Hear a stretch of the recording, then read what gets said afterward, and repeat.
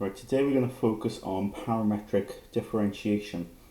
Okay, now we're used to sort of equations involving x and y, yeah? But sometimes it's useful to involve a third variable, okay? A variable such as t, okay, or theta. So we can express then, rather than y in terms of x, we could actually express x in terms of this third variable t and y in terms of this third variable t. So we end up having x would equal to some function of t, for instance, okay, and y would equal to some function of t also, okay.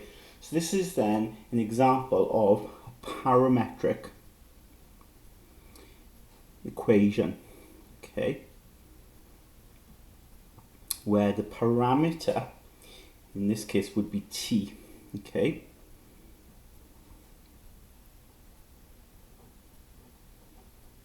Now it's not always t, sometimes it's theta, but usually it's t and theta we see in exam questions.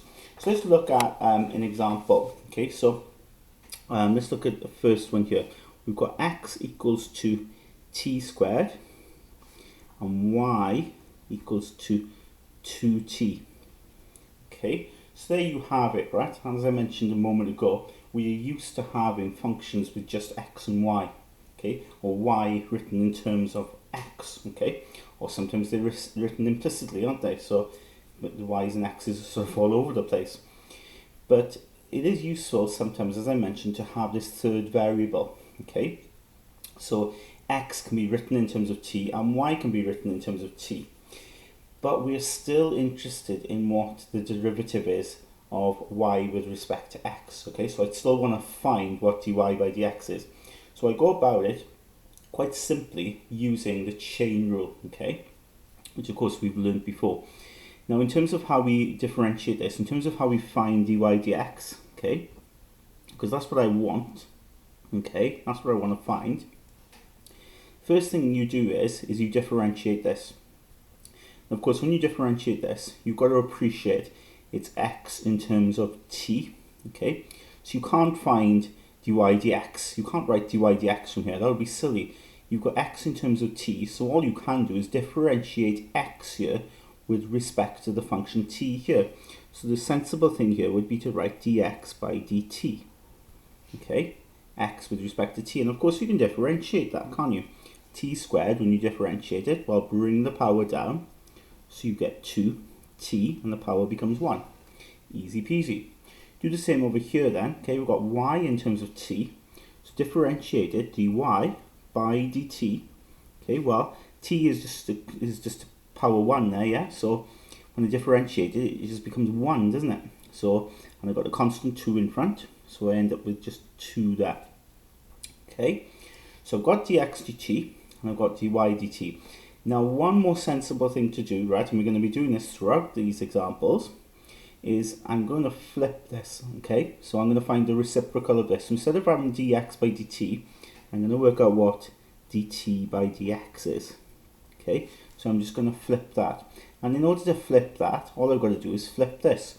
And of course, as you see it as 2t, I could write it as 2t over 1, couldn't I? Yeah, because that's what that is, 2t. 2t is the same as 2t over 1. So if I flip that, I have 1 over 2t. That's going to become useful. So now I can find dy dx. I can go straight for it. And I do that by using the chain rule. Okay, we've seen this before. And the chain rule, quite simply, will help me find dy dx.